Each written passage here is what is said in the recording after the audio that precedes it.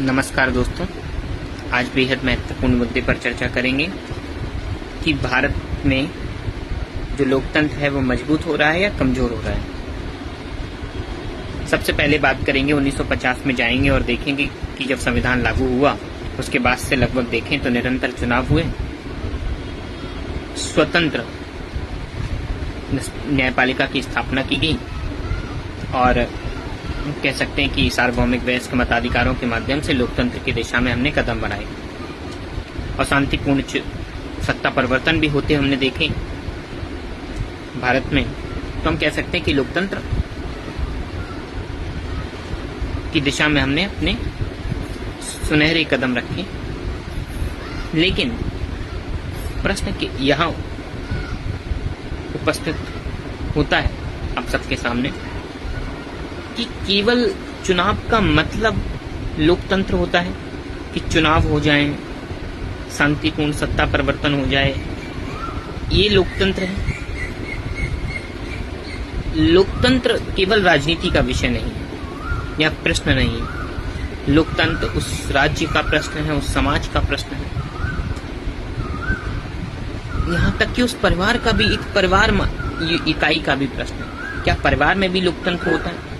तो लोकतंत्र का मतलब केवल चुनाव नहीं होता है। लोकतंत्र किन आधारों पर हम डिसाइड करते हैं, ये निर्धारित करते हैं कि उस देश में या उस परिवार में या उस समाज में लोकतंत्र स्थापित है या नहीं। उनमें सबसे पहली बात तो हम ये बात करेंगे कि विधि का शासन, यानी एक रूल बुक होती है, उसके अनुसार शासन चलाया जाए। दूसरा, स्वतंत्र न्यायपालिका और निष्पक्ष न्यायपालिका होनी चाहिए। तीसरा, वाक एवं अभिव्यक्ति की स्वतंत्रता, यानी हमें बोलने का अधिकार हो, हमारी बात सुनी जाए, इसका अधिकार हो। हाँ, अनावश्यक बातों को बोलने का अधिकार नहीं होता है, क्योंकि हर एक मौलिक अधिकार में हमें युक्त निर्बंधन लगाए गए हैं। ऐसा नहीं है कि हम कुछ भी बोल दें। हाँ, लेकिन वाक एवं अभिव्यक्ति के अधिकार होना चाहिए, स्वतंत्रता होनी चाहिए, विधि का शासन होना चाहिए, स्वतंत्र निष्पक्ष न्यायपालिका होनी चाहिए, मजबूत नागरिक समाज होना चाहिए।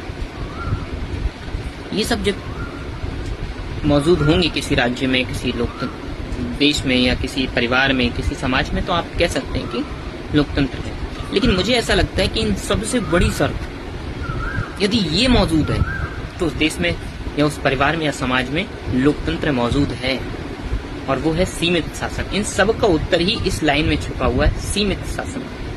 यदि उस समाज में, उस देश में, उस राज्य में, उस परिवार में सीमित शासन स्थापित है, सीमित सत्ता का प्रयोग इस्तेमाल किया जा रहा है, शक्ति का सीमित प्रयोग, लिमिटेड, ऐसा नहीं कि मनमाना शक्ति का इस्तेमाल किया जा रहा हो। और जिस देश में मनमाना शक्ति का इस्तेमाल किया जा रहा होगा, कहीं ना कहीं वो लोकतंत्र तो नहीं स्थापित कर पा रही है, वो दिखावे का लोकतंत्र आपके सामने पेश कर रही है। ऐसी अब प्रश्न ये भी उपस्थित होता है कि क्या लोकतंत्र, भारतीय लोकतंत्र इन सब संस्थाओं को मेंटेन कर पा रहा है, इन सब बातों को मेंटेन कर पा रहा है, या कुछ ऐसी नई संस्थाएं जन्म ले रही हैं भारतीय लोकतंत्र में या विकसित हो रही हैं जो भारतीय लोकतंत्र को कमजोर तो नहीं कर रही हैं? ये प्रश्न हमें ये समझना होगा और इस पर हम बात अगले एपिसोड में करेंगे।